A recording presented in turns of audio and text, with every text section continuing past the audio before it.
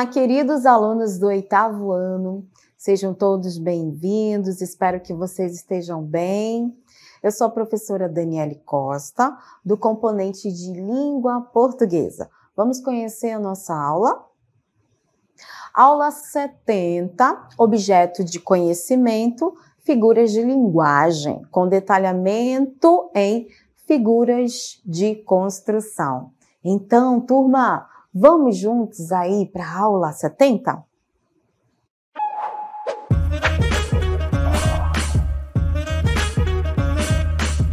Então, turmas, hoje nós vamos desenvolver as figuras de construção. Lembrando que nós estamos trabalhando com as figuras de linguagem, que traz um contexto que foge daquele contexto convencional, que as palavras são aplicadas como o dicionário vai especificando. E para dar o pontapé inicial, vocês assistirão a um vídeo. Acompanhem aí. Raízes brasileiras. O meu pai era paulista, nascido nas terras vastas e dinâmicas de São Paulo. Meu avô, pernambucano. O meu bisavô, mineiro. Meu tataravô, baiano. Mas o maestro de toda essa diversidade, o condutor dessa sinfonia de culturas, foi Antônio Brasileiro.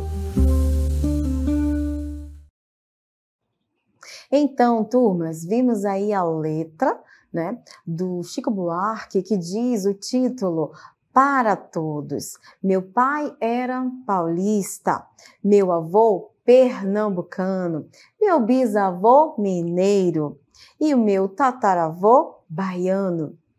Meu maestro soberano foi Antônio Brasileiro. Então, nós temos aí, turma, uma voz do Chico Buarque, né? Que ele vem colocando essa valorização do pai, do avô e do bisavô, certinho? Turmas, vamos desenvolver um pouquinho mais sobre essa letra do Chico Buarque. Olha lá. Ela vai colocando para nós, né? O verbo, como vocês observam aí, o verbo era, ele aparece justamente no primeiro verso, dizendo aí, meu pai era pernambucano. Vocês observam a partir do verso 2 que ficou implícito. Esse verbo ele vai ficar implícito, ou seja, escondido, né? Nos estudos da figura de linguagem, essa ausência é chamada de zeugma. E a zeugma é um estudo nas figuras de construção, mas o que seria, 8º ano, as figuras de construção? Vamos juntos conhecê-las? Vamos então trabalhar agora o enunciado aí das figuras de construção. Acompanhe aí na tela. Figuras de construção são figuras de linguagem, né, marcadas por construções, né, frasais que se afastam de uma estrutura gramatical comum.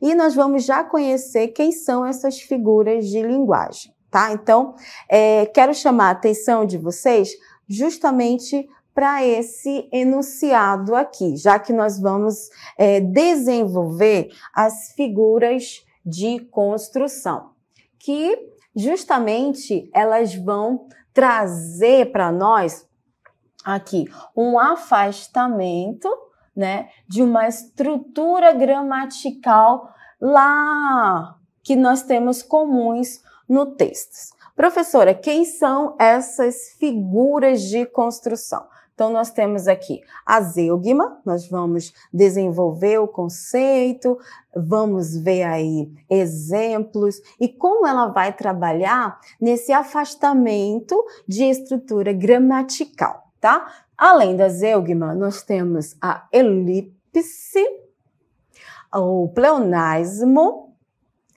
a assíndeto, polissíndeto, anáfora, silepse. Então, nós vamos trabalhar com essas figuras de construção, correto? E lembrando que elas vão trazer para nós um afastamento, certo? Essas figuras de construção, elas vão trabalhar com um afastamento daquela estrutura comum da frase que nós vemos num texto que não é um sentido conotativo, e sim no sentido denotativo. Vamos começar então com a zeugma, a primeira figura de linguagem que nós temos aí, que traz essa ideia que rompe com a estrutura dos textos mais com linguagem denotativa. A linguagem que vamos predominar aqui é a linguagem conotativa. Com isso, olha o que significa o conceito de zeugma.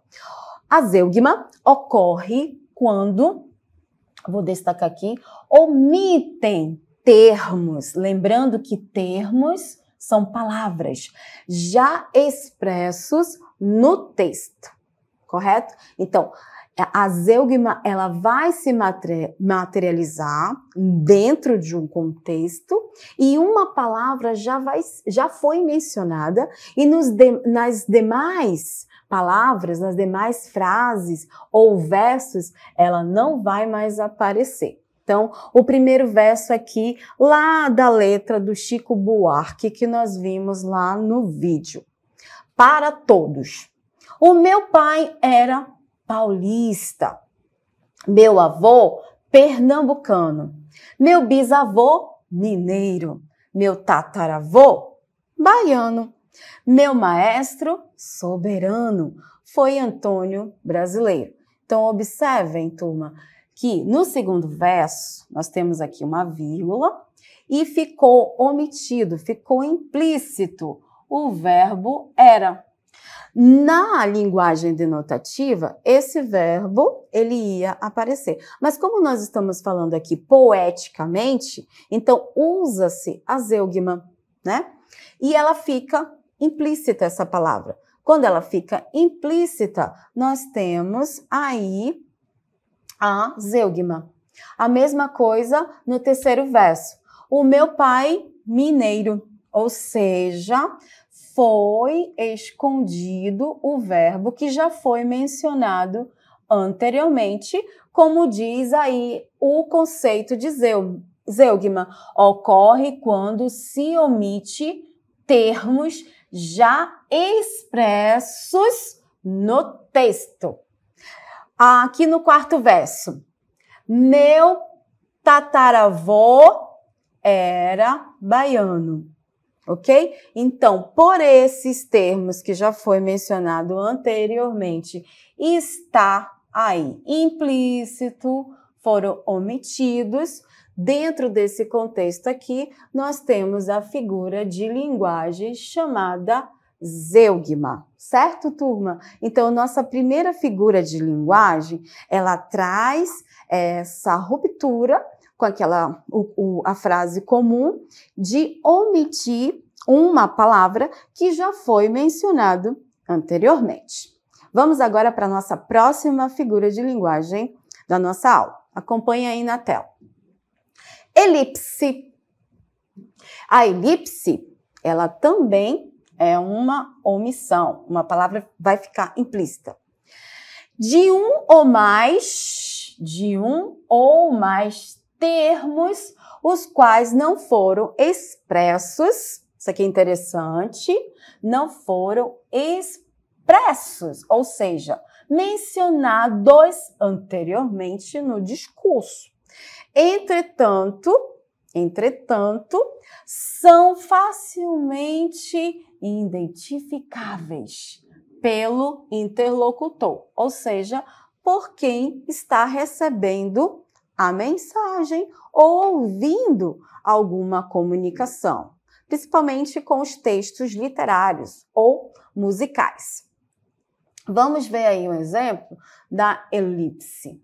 Temos aqui, no primeiro exemplo, letra A. Pescamos muitos peixes pela manhã. Então, observem, turma, que nós temos uma ação.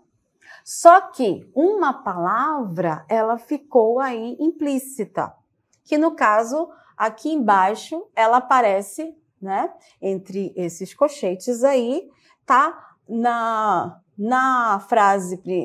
primeira frase, ela está implícita. Então, essa primeira frase aqui, nós apresentamos a elipse da palavra nós, que está implícita. Na letra B, nós terminaremos de pagar a casa mês que vem. Então, observe, primeiro aqui, né? Nós terminaremos de pagar a casa no mês que vem. Aqui embaixo, colocamos o termo que ele foi omisso, mas que facilmente ele pode ser identificado, né? Certo? Então, no caso aqui, nesses dois exemplos, tanto nós, da letra A, como a preposição na letra B, são termos que, nesse contexto, classificamos termos que estão implícitos, que não aparecem, mas que, pelo sentido, nós podemos identificar. Com isso, temos a figura de linguagem chamada aí elipse. Certinho? Diferente da zeugma, que é um termo que já foi mencionado e que no restante do texto vai ser omisso, né? Ele vai ficar implícito, certo? Vamos continuar aí com as nossas figuras de construção. A próxima figura de construção é o pleonasmo. Vamos ver aí o conceito de pleonasmo. É a repetição de uma ideia. Então, vou destacar aqui que o pleonasmo é essa repetição de uma ideia com qual finalidade? Vamos ver aqui. Sua finalidade é enfatizar a mensagem, certo? Nesse caso, esse pleonasmo, ele não é um pleonasmo vicioso, é um pleonasmo que o conceito aí está colocando para nós, que é uma repetição de ideia justamente para expressar, enfatizar uma mensagem dentro de um contexto. Então, na letra A noite escura da Amazônia. Se nós observarmos o 8º ano, noite, ela já é escura. Mas nesse contexto, essa palavra, ela intensifica que essa noite é escura. Então, com isso, como nós temos essa ênfase, né, na mensagem que a noite Amazônia é escura, nós classificamos esse contexto como pleonasmo. Vamos ver a letra B. Quero vivê-lo em cada vão momento, e em seu louvor hei de espalhar meu canto, e rir meu riso, e derramar meu pranto, ao seu pesar ou seu contentamento. Vinícius de Moraes. Aqui, Vinícius de Moraes. Então, observe que nesse contexto, o rir, a ação de rir, é o riso. Esse riso, ele está reforçando, né? Enfatizando aqui nesse contexto. Há essa repetição. Logo, nós temos um pleonasmo. Prossigamos. Assíndeto. Esse aqui ele é bem interessante porque ele vai trazer uma ideia de pré-conhecimento em orações coordenadas, que nós já trabalhamos aqui, né? Então, vamos conhecer aí o assíndeto. O assíndeto é a ausência de conjunção coordenativa entre palavras, né? Termos da oração ou orações de um período. Aí, observem na letra A, vim, vi, venci. Vamos só observar primeiramente aqui. essa fala aí do Júlio César. Nós temos aqui, turma, 3 orações. Vim, vi, venci, são 3 verbos, né? E com isso, não apresenta nenhuma conjunção que faz uma coordenação dessa ideia que o Júlio César colocou, certo? Porém, poderia ser inserido uma conjunção. Agora vamos olhar aqui para baixo. Acrescentando essa conjunção. Vim, vi e venci.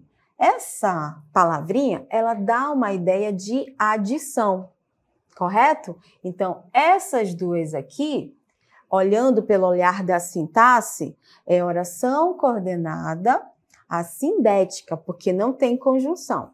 E a terceira oração, como tem a conjunção, e essa conjunção tem a carga semântica de adição, é oração coordenada sindética, né?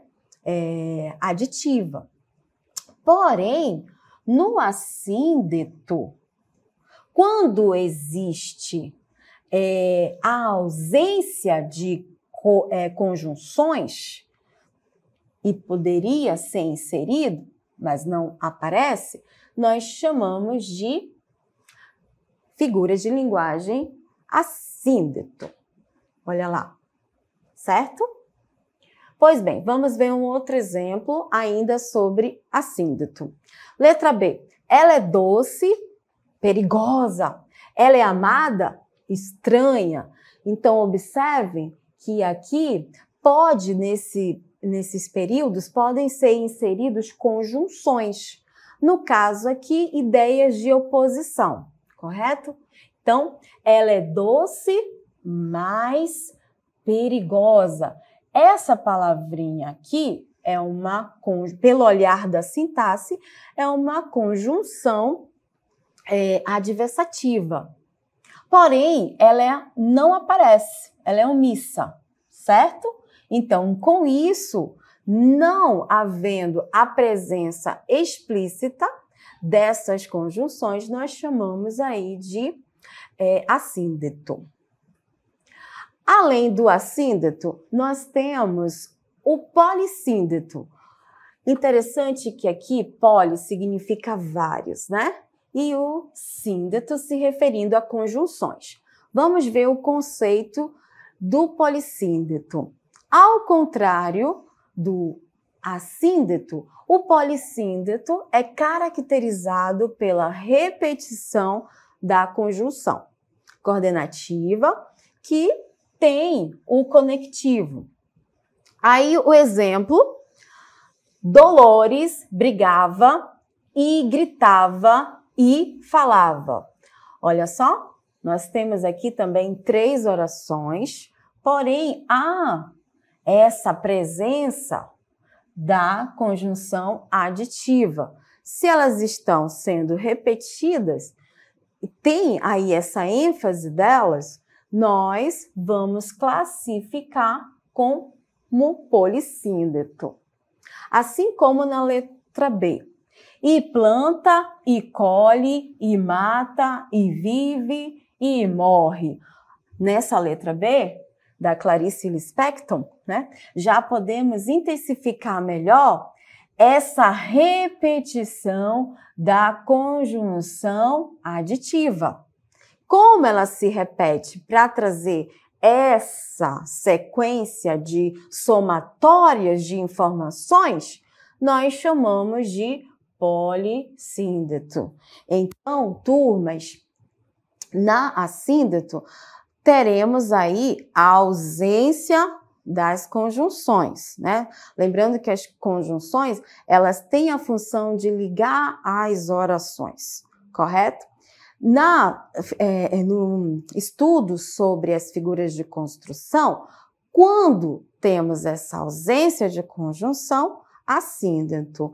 Quando esse fenômeno que aparece repetidamente as conjunções, nomeamos de polissíndeto, ok? Vamos continuar porque temos aí mais figuras de construção. A nossa outra figura é a anáfora. O que seria a anáfora? A anáfora é a repetição de uma palavra ou de uma expressão no início de vários versos ou frases. Opa, aqui a gente não pode confundir com o polissíndeto. A anáfora é a repetição de uma palavra ou de uma expressão no início de vários versos, ou então frases, né? No caso aqui a gente vai ver versos do poema José. Vamos lá.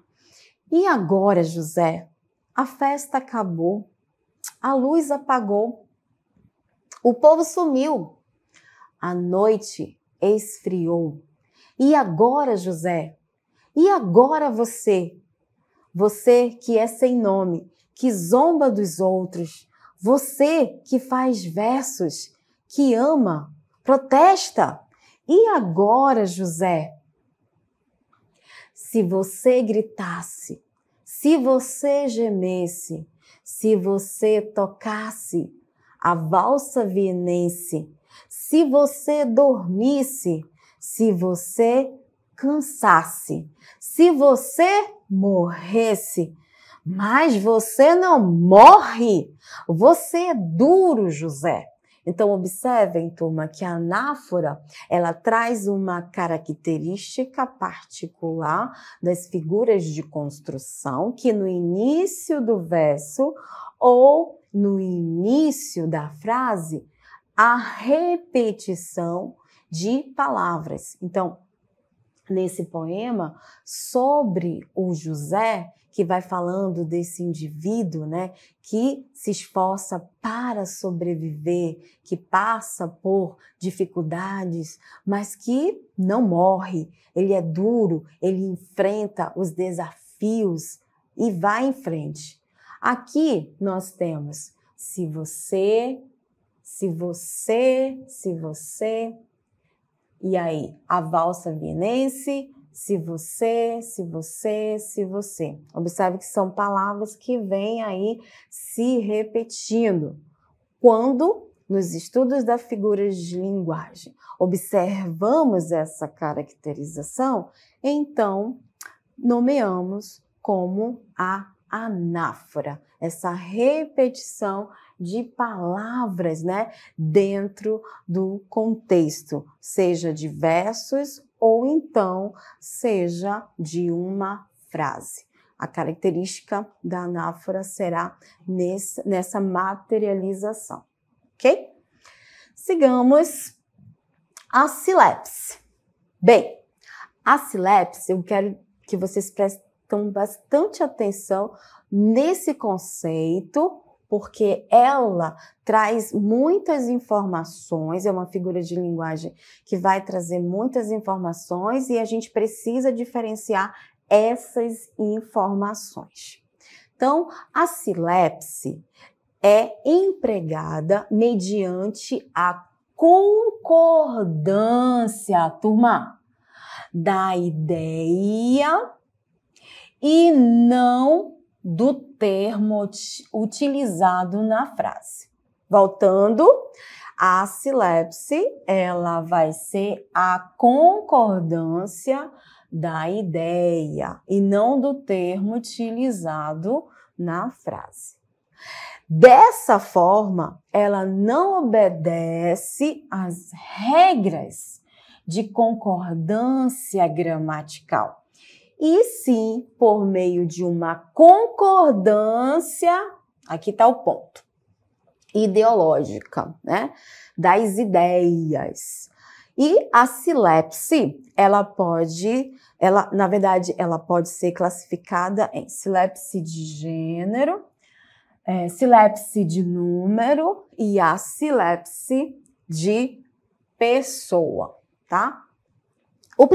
A primeira silepse é justamente a silepse de gênero. O que fala o conceito aí da silepse de gênero? Quando há discordância entre os gêneros feminino e masculino, ou seja, vamos trabalhar aqui com a ideia, né, dessa discordância. Letra A bonita Porto Velho sofreu mais uma vez com um calor intenso. Observem aqui, Porto Velho é a cidade, é uma cidade do norte, né? E tem uma palavra que está no feminino, que no caso aí é a que está destacada, bonita. Então, essa palavra bonita, ela se refere à cidade de Porto Velho, porque Porto Velho ou Porto Velho, né? Mas, trazendo para a questão da silepse de gênero, bonita faz referência à cidade, certo? De Porto Velho.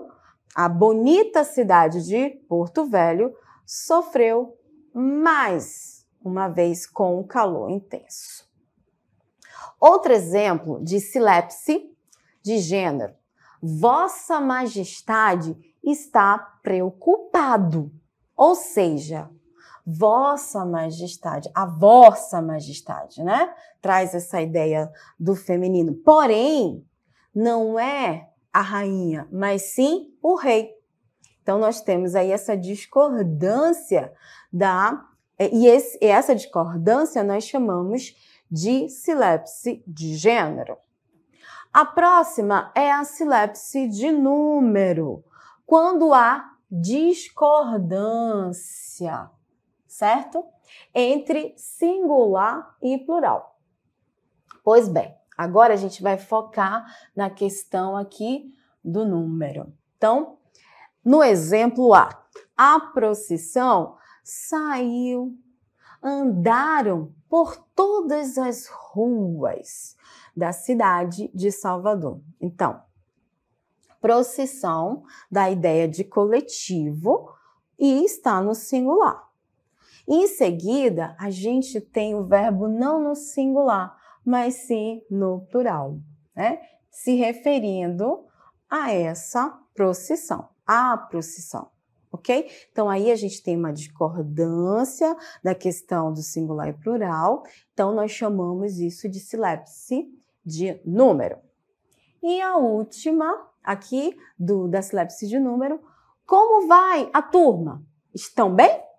Então, observem a turma, está no singular, não são as turmas, né? É a turma, mas essa ideia de coletivo. E o verbo não está no singular, e sim no plural. Com isso, silepse de número.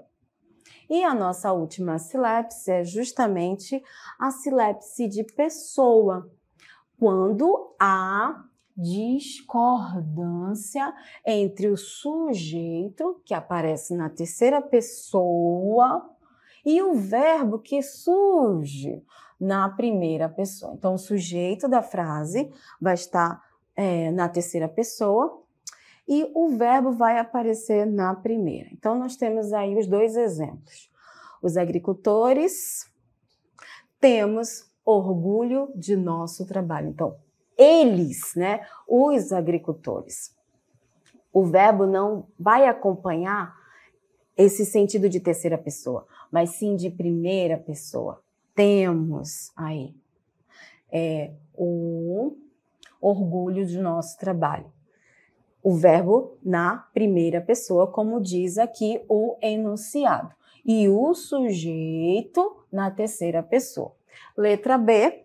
Dizem que os amazonenses somos poucos dados ao frio. Então, na letra B, amazonenses, né, trazendo a ideia da terceira pessoa, mas o verbo em primeira pessoa. Certo? Classificamos, então, os dois exemplos de silepse de pessoa. Pois bem, 8º ano, nós falamos aí, desenvolvemos, falamos das figuras de construção. Espero que vocês tenham gostado. Eu deixo um abraço a todos e até a próxima. Tchau, tchau!